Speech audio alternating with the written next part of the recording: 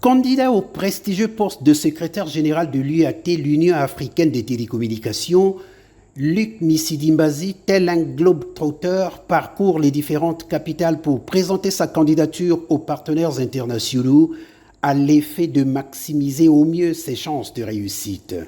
Il est allé faire le point de ces différentes étapes parcourues au Premier ministre et a saisi l'opportunité de lui présenter les deux principales distinctions qu'il a obtenues, à savoir le prix du champion du numérique africain dans la catégorie personnalité et le titre de docteur honoris causa des universités de l'Institut africain pluridisciplinaire de Côte d'Ivoire et le Centre de valorisation professionnelle de Tunis.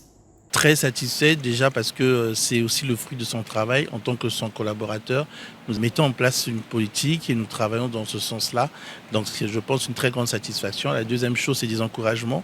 Et la troisième chose, c'est voir comment on allait structurer, organiser cette campagne pour les prochains jours avec les autres partenaires du gouvernement. L'élection interviendra en juillet de l'année prochaine, mais nous avons deux étapes importantes. Donc janvier prochain, nous allons présenter officiellement la candidature congolaise avec tous les aspects qui vont avec.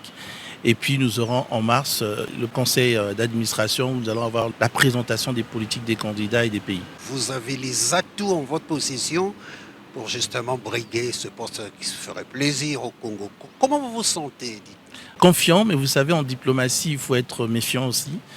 Nous pensons que nous avons les atouts. Nous avons mis à disposition de l'écosystème africain notre savoir-faire, les capacités que nous avons. Maintenant, il faut rester prudent, il faut continuer à discuter, à négocier. Ce n'est pas une guerre, c'est une compétition qui permettra d'échanger aussi avec les pays membres, les pays qui sont aussi intéressés.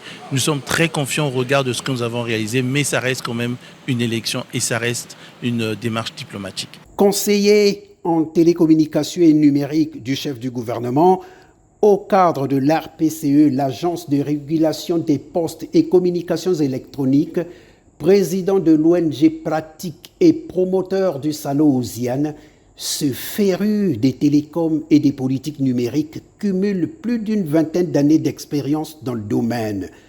Des atouts incontestables qui pourraient pencher en sa faveur.